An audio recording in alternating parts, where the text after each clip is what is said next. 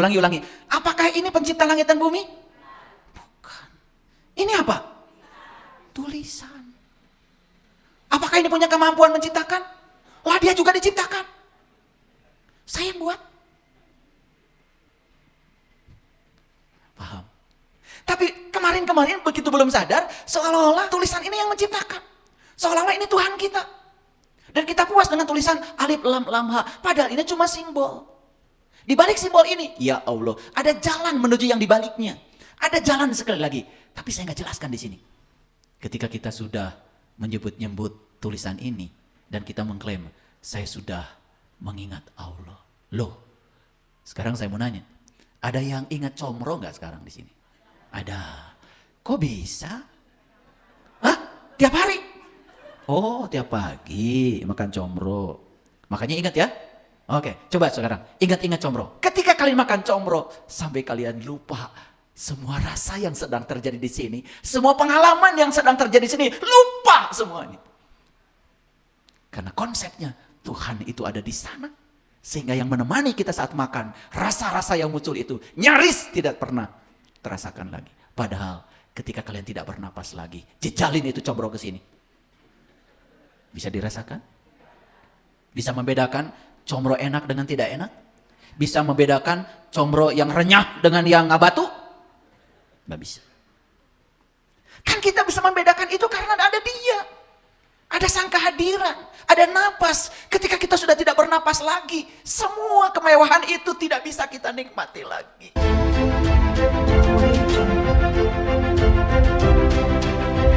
Padahal Allah bilang, yang goib aku, yang nyata juga aku. Itu informasi dari Allah. Yang tidak kelihatan aku, yang kelihatan aku. Kan di alam semestanya ada dua. Ada yang tidak kelihatan, ada yang kelihatan. Kata Allah, itu aku. Berarti jangan-jangan yang disebut oleh kita kelihatan hanya manifestasi dari yang tidak kelihatan. Kan beda dengan konsep tadi. Tukang kursi menciptakan kursi. Tukang kursi dengan kursinya beda.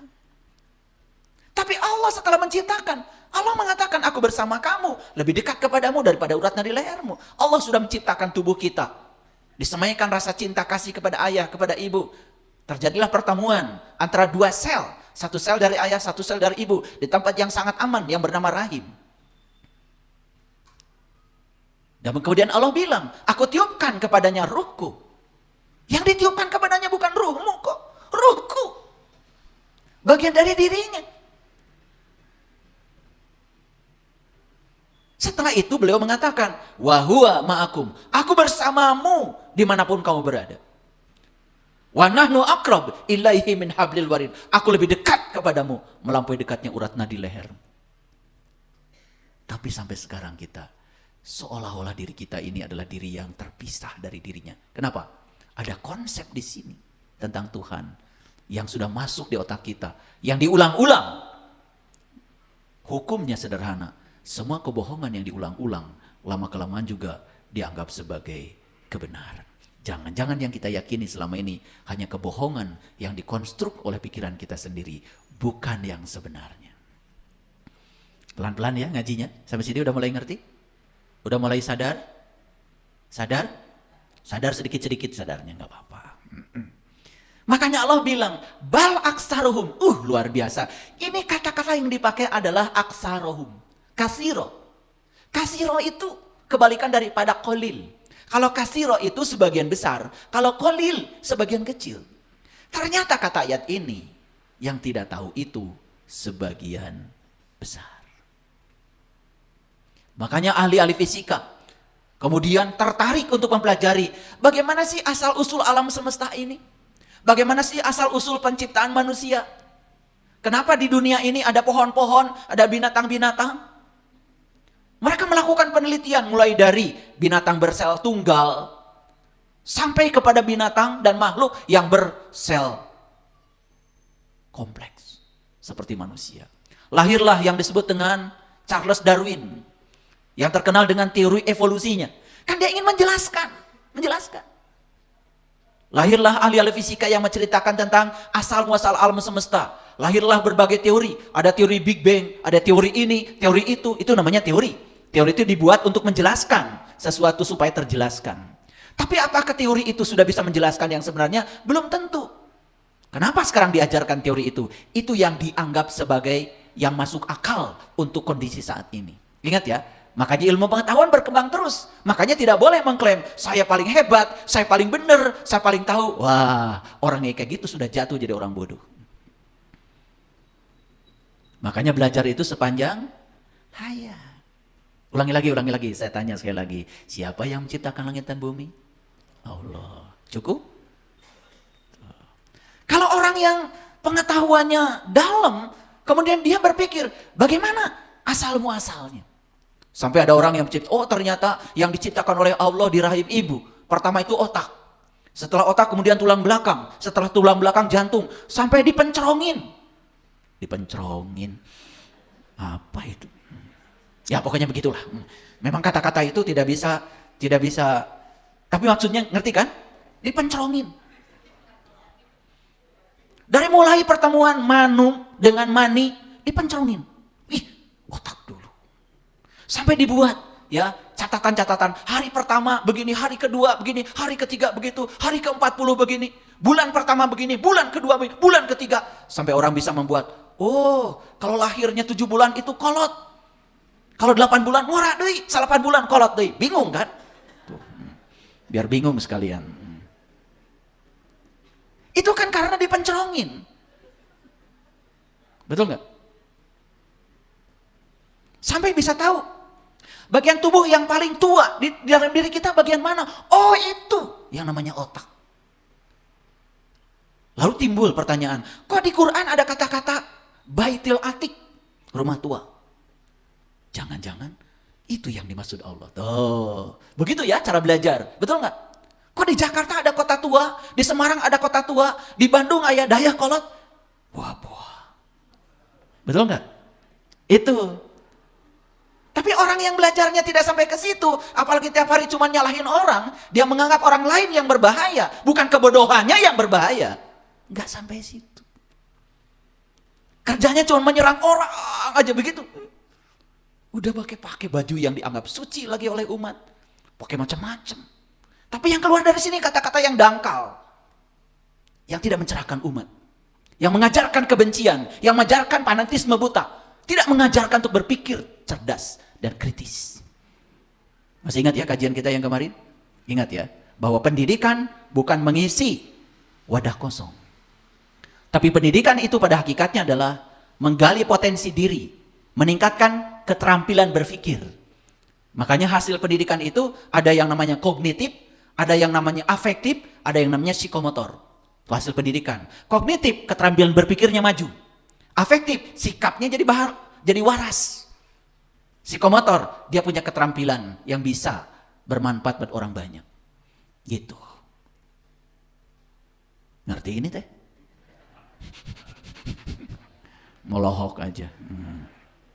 Oke, kita lanjutkan. Apakah ini pencipta langit dan bumi? Loh, kok bukan? Udah mulai sadar. Mulai sadar. Ulangi. Apakah ini pencipta langit dan bumi? Bukan. Ini apa? Tulisan. Apakah ini punya kemampuan menciptakan? Lah dia juga diciptakan. Saya yang buat.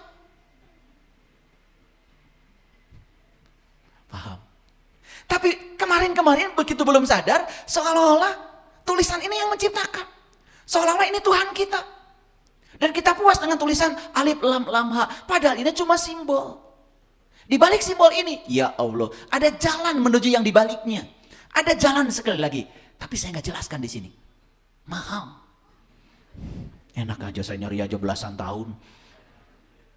Di balik lafaz ini ada petunjuk, ada jalan untuk tahu yang sebenarnya. Tapi nggak saya jelaskan di sini. Enak aja. Saya nyarinya aja berdarah-darah. Keluar uang miliaran. Enak aja kesini aja gratis numpang mobil orang. Maaf ya. Gak apa-apa itu rezeki namanya. Gak apa-apa. Ilmu itu ada fidyahnya. Mau dapat ilmu yang tinggi ya tentu saja harus ada pengorbanan, enak aja. Saya dulu ingin dapat ilmu yang sebenarnya itu, perjuangannya luar biasa. Ya, luar biasa. Kayak saya ceritakan ini gak selesai sampai sore, nanti kajian kita jadi terpotong. Ini gak punya kemampuan apa-apa. Ini cuma tulisan. Betul? Tapi tulisan ini oleh kita disucikan. Betul? Dihormat-hormat. Sampai kita lupa bahwa sebetulnya ini hanya tulisan. Lupa pada yang sebenarnya yang harus dihormati, yang harus dihargai. Padahal yang sebenarnya sudah bilang sama kita, aku bersama kamu.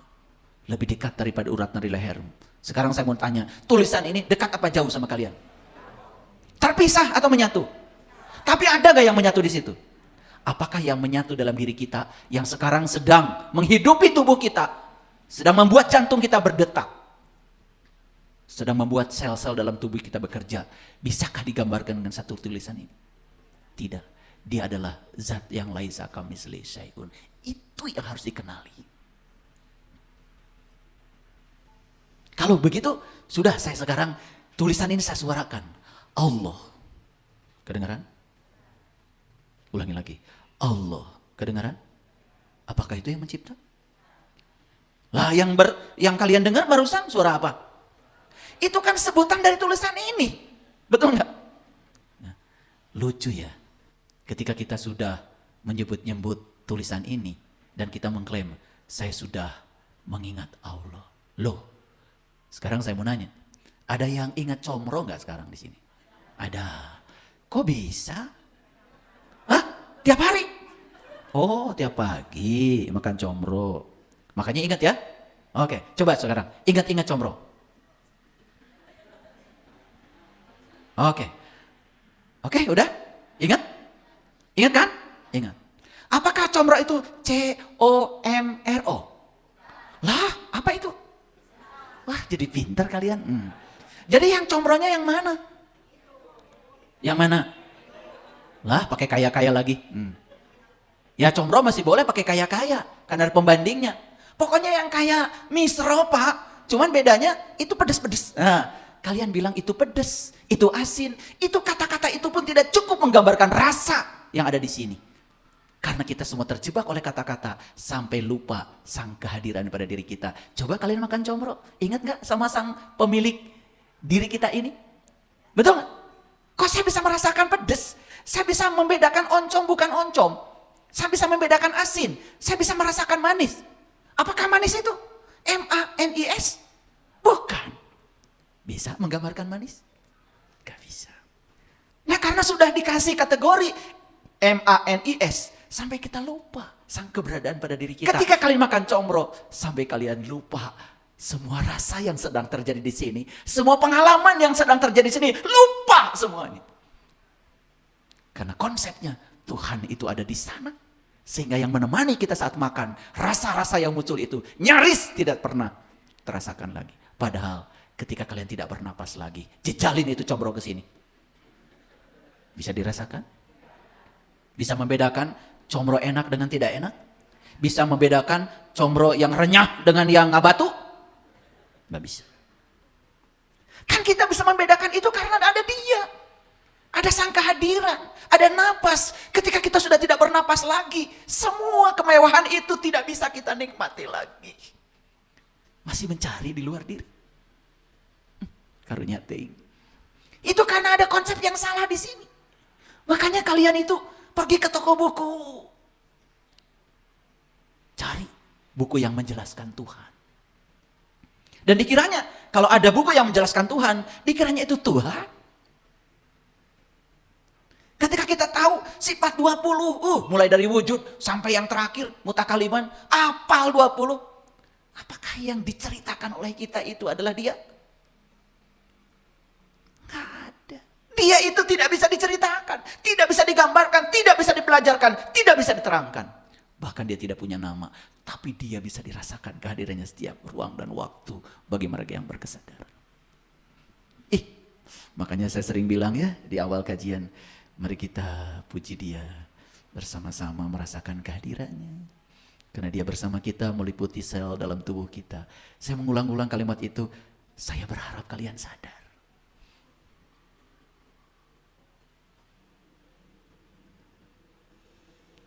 Jadi ingat Comro sekarang. Kenapa? Ya, karena pernah lihat barangnya. Apakah barangnya itu COMRO? Bukan, itu apanya? Tulisannya. Ini yang saya sebut Comro. Apanya itu? Sebutannya. Udah kalau gitu, saya bagi Comro ya. Silahkan makan. Kok pada diam? Kok pada diam? Kan sudah saya bagi barusan. Sekali lagi kalau gitu, saya bagi Comro ya, silahkan. Kok pada diam? Tuh, urusan Comro nggak ada barangnya nanya. Kenapa urusan Tuhan kalian nggak pernah nanya? Lucu kalian itu. Betul nggak? Padahal barangnya bersamamu. Sampai Allah mengatakan, aku bersamamu dimanapun kamu berada. Tetapi kita selama ini cemas, khawatir, takut. Betul? Seolah-olah Tuhan tidak bersama saya lagi. Seolah-olah dia meninggalkan saya. Jadi di mana pelajaran tauhidnya selama ini? Karena tauhid yang kita pelajari selama ini bukan pengalaman langsung, hanya konstruksi pikiran. Yes? Sampai di sini? Oke, sekarang saya kasih. Ini ada kata-kata bagus nih dari Krishnamurti. Krishnamurti ini mohon maaf ya, keyakinannya berbeda dengan kita. Ya, tetapi kok saya cuplik karena saya tidak melihat orang ini keyakinannya apa. Tapi yang dikatakan benar enggak gitu, masuk akal apa tidak. Coba kita lihat kata-katanya. Saat kita menamai sesuatu, maka kita berhenti melihatnya. Betul? Ya, coba aja. Namai sesuatu. Ada peristiwa yang tidak enak, kasih nama sama kamu. Musibah. Udah, kita tidak bisa melihat lagi kedalaman peristiwa itu. Kita tidak melihat lagi kebenaran di balik peristiwa itu. Cuman ada satu kata aja, musibah. Dan otak kita mengatakan, musibah itu pokoknya mengerikan. Lalu kita menolak peristiwa itu, bukan? Dan kenapa kalian menolak peristiwa itu? Karena sudah ada kategori di sini, namanya musibah itu gak enak. Betul gak? Iya. Saya berulang-ulang sering mengatakan, ibu saya ini orang Tasik, dari Cisayong, Raja Pola. Jadi keluarga saya itu dari ibu, itu orang Tasik. Kalau keluarga saya dari ayah orang Cirebon. Tapi zaman dulu, zaman revolusi, membara itu, di Garut. Itu. Dan saya lahir jadinya di Garut. Tapi aslinya ibu saya dari Tasik, bapak saya dari Cirebon. Lahir di Garut, lengkap kan? Jadi keluarga kami itu masih ada di sana, masih ada di Tasik. Waktu Gunung Galunggung meletus itu tahun 83, saya masih ingat itu. Ya, mau panen gak jadi. Sawah habis, ya, tertimbun oleh debu. Kolam-kolam semua habis rata di sana, di Raja Pola. Dan semua keluarga kami mengatakan musibah. Ketika ada orang yang meneliti, ternyata debu letusan gunung Galunggung itu sangat bagus untuk ngecor. Dump truk mulai datang ke Tasik. Mulai pada jual abu letusan gunung Galunggung itu. Satu truknya memiliki nilai tertentu. Loba duit, bilangnya apa sekarang? Berkah. Kalau Allah bisa ngomong, lu bilang dulu musibah, sekarang lu bilang berkah, betul nggak? Kata Allah, bingung gue. Siapa yang ngasih judul itu? Ya kalian juga, betul nggak? Makanya kita hidup itu bukan di dunia nyata sebetulnya. Kita sekarang tuh hidup di dunia konstruksi pikiran. Nah, nanti akan terasa ya setelah selesai kajian ini. Oke, lanjut. Makanya saya belajar dari Krishnamurti. Saya ketika melihat pohon anggrek, saya lepaskan konsep saya tentang anggrek, saya lepaskan konsep saya tentang sebutan itu, saya pandang. Kamu kok bisa seindah ini di ruang kosong? Akhirnya saya juga bisa menyaksikan, ruang kosong ini apa kok bisa menghadirkan bunga seindah itu. Padahal saya cuma nanam pohon anggrek, dikasih air setiap hari, dikasih sinar matahari, itu pun dari Allah semua, airnya dari Allah, sinar mataharinya dari Allah, saya cuma menanam aja. Benar kata Allah di Quran. Kamu cuma menanam aja, tapi aku yang menghidupkan. Saya perhatikan dari hari ke hari, ketika dia muncul itu, ya, batang untuk calon bunga, manjang dulu. Setelah itu muncul, setiap hari saya saksikan. Di situ saya melihat keajaiban. Saya di situ melihat sang kehadiran. Bahkan saya sedang pergi pun sekarang di sini, sang pencipta sedang menciptakan pohon anggrek itu. Saya pulang dari masjid ini nanti, pasti ada yang berubah dengan pohon anggrek saya. Dia tidak pernah tertidur, tidak pernah terkantuk. Dia benar meliputi semesta raya. Mau nyari kemana lagi? Pernah melihat keajaiban dari pohon Bapak Ibu? Enggak. Piknik, pergi ke gunung, mau bekal. Betul? Ya, pokoknya nasi timbal udah ada, sambal tarasi, jengkol putih. Betul? Peda berem, ya? Ya, gepuk. Ya? Ya? Wah, udah lengkap. Sampai di puncak gunung itu bukan melihat, kenapa ya ketika di puncak gunung itu terasa lebih indah. Enggak, bukan begitu. Langsung, bekal. Sampai di puncak gunung Ngampar Samak. Betul? Ya, udah botrang. Wah, makan. Tambah lagi. Saking nikmatnya. Tambah lagi. Lebar. Tambah lagi. Ngagaloler tah sadayana di Nusamak. Betul enggak? Boro-boro mikirin bagaimana ya Tuhan menciptakan gunung, bagaimana pohon-pohon yang begitu banyak ragamnya bisa tumbuh, bagaimana setiap helai daun itu bisa tumbuh, kenapa di ruang kosong bisa tumbuh? Gak ada, cuma lihat, udah gitu aja, dan lihat gerek dar, betul nggak? Pernah suatu saat saya bawa ya rombongan ke atas puncak gunung. Saya cuma lihat, coba perhatikan satu helai daun saja. Saya tidak nyuruh mereka memperhatikan ribuan jenis pohon di gunung. Tidak, perhatikan satu helai daun. Saya tanya, ada berapa juta sel dalam sehelai daun? Kenapa sehelai daun bisa hadir di semesta ini? Padahal asalnya tidak ada. Kenapa di ruang kosong bisa tercipta sehelai daun? Dan buat apa sehelai daun tercipta? Berapa banyak oksigen yang dikeluarkan dari sehelai daun? Di setiap mulut helai daun itu, dia menarik karbon dioksida dan menukarnya dengan oksigen. Coba kamu perhatikan. Terus saya bimbing mereka. Hanya perhatikan, semuanya menangis. Hanya memperhatikan satu helai daun. Melihat sekaligus memandang.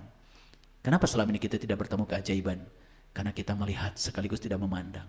Mengabaikan semua yang kita lihat. Betul apa tidak? Bapak Ibu, saya mau nanya. Ada gak orang yang pernah menyakiti Bapak Ibu? Ada ya? Ada. Berapa tahun yang lalu? 10 tahun. Oke. Saya mau nanya, kalau Bapak Ibu ketemu lagi sama dia, apa tanggapan Bapak Ibu? Masih ada label, oh ini orang yang menyakitkan, begitu? Itu label tuh di orang itu atau di otak kita? Ya Allah, itu orang udah baiknya kayak apa? Karena apa? Karena otak tuh begitu. Karena ada memori di sini. Dia menyebalkan, itu dulu. Sekarang udah tidak menyebalkan lagi, udah segitu baiknya sama kamu. Tapi kata menyebalkan sudah kita kasih label pada orang itu di otak kita. Saat bertemu orang itu, tetap aja bagi kamu menyebalkan. Padahal bagi orang lain, dia segitu baiknya. Bagi kamu aja tetap menyebalkan. Jadi yang menyebalkan orangnya atau kamu?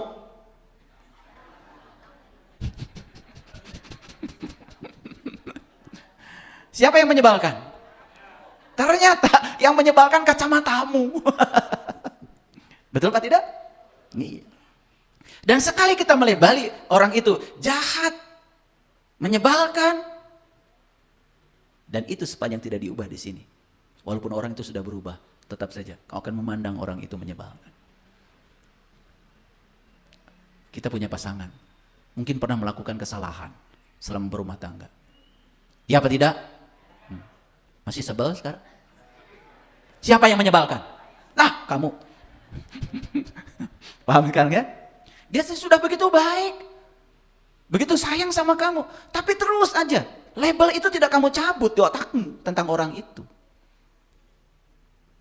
Itu kebodohan kita selama ini, bukan? Oke, mari kita lihat sekarang Bapak Ibu. Apa perbedaan realitas dan bayangan pola pikir? Yuk kita ngaji. Apa perbedaan realitas dan bayangan pola pikir? Realitas itu yang sebenarnya. Nah, bayangan pola pikir berarti konstruksi pikiran, oke? Nah, setuju nggak dengan saya? Kalau hidup kita ini sekarang kan dikepung oleh benda-benda, oke? Dikepung oleh peristiwa-peristiwa, betul? Nah, setiap benda punya nama, setiap peristiwa punya nama, setiap benda dan peristiwa punya definisi, setuju? Setiap benda peristiwa punya kategori, betul? Dan itu kan yang dikerjakan di sekolah. Memberi nama semua. Betul nggak? Ya. Pokoknya yang kayak gini namanya, bahasa Indonesianya pare. Pare. Padi. Bahasa Garutnya pare. Bahasa Latinnya ada yang ingat? Orija Satipa. Betul nggak? Pasea atau orang Latin yang orang Garut lain, iya mah pare. Betul nggak? Orija Satipa. Oh, berantem. Padahal barangnya sama. Betul nggak? Itu bahayanya, belum tahu barang, tapi namanya lain-lain, kan bahaya. Makanya lebih bagus tahu parenya, tahu padinya. Sebelum kita tahu banyak nama. Karena dulu juga, ngaranan. Sama kayak kalian. Betul? Iya. Kan yang ngasih nama kamu Oneng. Bukan Tuhan. Nggak ada, dari lahir udah ada tulisan Oneng. Betul nggak? Ya, bapaknya ditanya, kenapa namanya Oneng? Ya, waktu lahir warnanya, kulitnya koneng gitu. Gampang kan? Oneng aja kan gitu. Beta sarua teuing jeung koneng. Piceun kana. Tapi itu kan buatan kita. Betul nggak? Tapi bahayanya ketika sudah dikasih nama Oneng, jadi terbatas kita melihat orang itu. Keajaiban pada orang itu nyaris hilang karena sudah dikurung oleh kata Oneng. Betul nggak? Itulah makanya sekarang ya, kalau pulang ke rumah sudah jangan bilang ini suami saya, ini istri saya. Ya, kata suami, kata istri membatasi. Apalagi suaminya pernah menyakiti. Suami saya, oh itu yang pernah menyakiti saya, padahal udah bagus kan? Betul nggak? Sesekali kita harus melihat dia dalam keheningan tanpa nama. Coba, nanti bisa ngerangkul itu. Oh ternyata di balik kamu ada keajaiban yang luar biasa. Saya melihat energi halus yang sangat universal yang ada pada diri kamu. Saya melihat kamu sebagai manifestasi dari sang pemilik semesta. Keren itu. Pernah gitu nggak? Boro-boro. Sebel kasih eta teh. Betul nggak? Iya. Begitu dengar suami ibu teh yang mana? Eta geuning anu pelit. Tuh. Betul nggak? Kata pelit sudah membatasi. Betul nggak? Betul nggak? Rek bager kumaha ge tetep pelit. Ngerti maksud saya? Itu bahaya. Sedangkan kita sekarang dikepung oleh nama, definisi, kategori, dan kita pun sekolah diajarkan nama-nama dan definisi. Masih ingat nggak dulu waktu ujian? Betul nggak? Apa yang dimaksud dengan ikan? Tuh, betul nggak? Itu. Kan kita menjawab, ikan adalah, gitu, betul nggak? Makhluk hidup yang tinggal di air, ya, yang bisa berenang, gitu. Karena dari gurunya begitu diulang aja. Padahal kata-kata yang diajarkan guru kepada kita tentang ikan jauh melampaui kata-kata itu. Keajaiban yang ada pada ikan itu jauh melampaui yang kata-kata itu. Saya mau nanya, yang diajarkan definisi tentang ikan di sekolah, realitas ikan atau konstruksi pikiran yang diajarkan guru? Hayal apa nyata? Eta sekolah teh loba hayalan. Pernah saya melihat guru biologi ngajar di kelas dulu waktu saya mau jadi konsultan sekip. Ada ujiannya. Ya. Jadi saat itu dia dimarahi oleh asesor. Gara-gara apa? Dia mengajarkan padi pakai gambar. Jadi dia bilang, anak-anak ini pohon padi gitu. Padahal yang ditunjukkan adalah foto. Foto padi. Saya mau nanya sama Bapak Ibu. Itu foto padi dengan padi sama? Beda. Beda? Benar? Tuh baru sadar sekarang, betul nggak? Beda. Coba kalau saya tampilkan foto nasi dengan nasi yang di rumah sama apa beda? Apa bedanya? Itu bisa didahar. Betul nggak? Yang gitu aja kita sering tertipu. Ya, makanya guru mengatakan anak-anak ini padi. Bukan. Itu foto dari pohon padi. Makanya sama asesor, kenapa sih kamu pergi ke sawah ambil satu pohon bawa ke kelas? Cenah ngaragap. Karena yang di video walaupun dipegang nggak kerasa. Betul nggak? Gitu. Ya kalian belajar agama juga begitu kan? Betul nggak? Iya. Kalau saya ajarkan yang langsung mengalami nggak mau. Tapi yang konstruksi pikiran mau. Ya. Yang langsung merasakan surga dan neraka nggak mau. Tapi yang ada di konstruksi pikiran surga adalah, neraka adalah mau. Makanya di sini cuma definisi. Nah, saya mau nanya sekali lagi, itu kenyataan atau konstruksi pikiran? Jangan-jangan kita beragama di konstruksi pikiran. Jangan-jangan kita berdoa di konstruksi pikiran. Jangan-jangan kita hidup selama bertahun-tahun bukan di realitas, tapi di konstruksi pikiran. Oke, mulai sadar sekarang? Oke. Coba Bapak Ibu, setiap hal yang kita lihat, kita dengar, kita alami, ya, kan segera tuh akan disaring oleh pikiran untuk dinilai dan dilabeli dan dimasukkan ke dalam kotak yang sudah dikenalnya. Tadi Bapak Ibu, saya tanya ini apa? Nah, kan prosesnya itu begitu lihat barang ini kan langsung ya dilihat. Betul?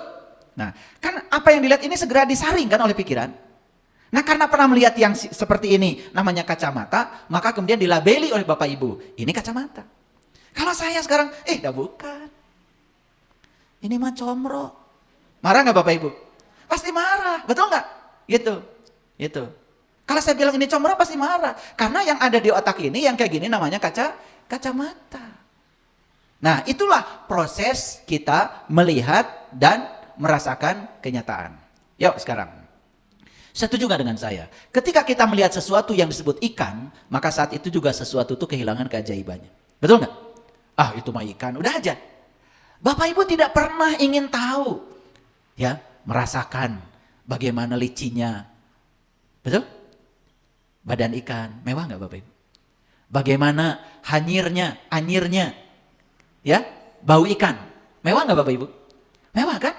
Bagaimana ketika ikan yang besar itu, duk gitu, menendang kita saat ditangkap, itu pengalaman langsung. Keajaiban bukan itu. Tapi yang puas dengan, wah itu mah ikan. Dia tidak akan bisa melihat keajaiban di balik itu.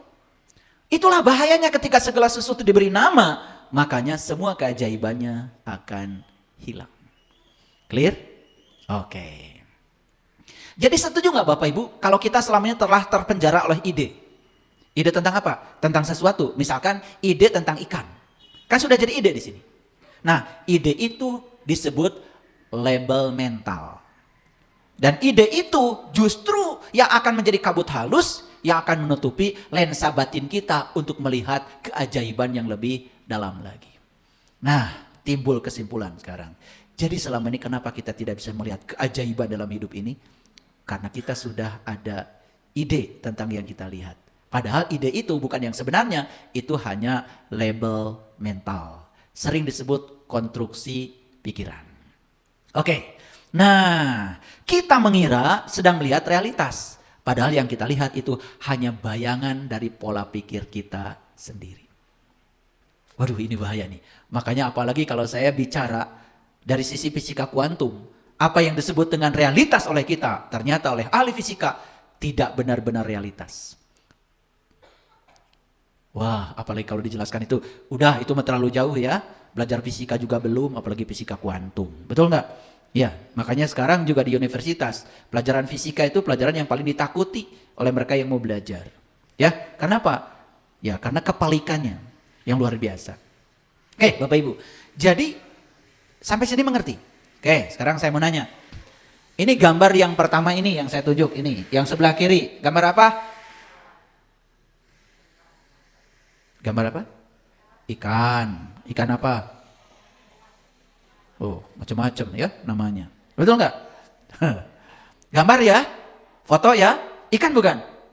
Coba ada yang mau nyoba newak? Newak lagi. Ada yang mau coba nangkap? Nggak bisa. Bapak Ibu tidak bisa mendapatkan pengalaman apa-apa dari melihat ini. Betul apa tidak? Oke. Yang ini apa? Yang kedua sebelah kanan. Burung. Foto burung atau gambar burung? Kalau yang ini, yang ketiga. Nah, bisa nggak mendapatkan pengalaman langsung dan keajaiban dari burung ini dengan melihat fotonya? Nggak bisa. Bisa nggak mendengarkan kicauannya? Nggak bisa. Bisa nggak merasakan bulunya? Nggak bisa. Tapi ibu bapak puas nggak melihat gambar ini? Pengen gitu, pegang burung? Pengen merasakan seperti apa rasanya dicakar kaki burung? Pengen nggak? Udah nggak pengen. Nah, bagaimana kita bisa mengalami dan memahami kalau kita hanya cukup dengan apa yang ada di kepala? Nah, selama ini kita belajar apa-apa itu cuman selesai di kepala. Makanya pendidikan sekarang jadinya hanya mengisi ruang kosong dengan knowledge. Makanya tidak berkembang. Tidak ada pengalaman apa-apa.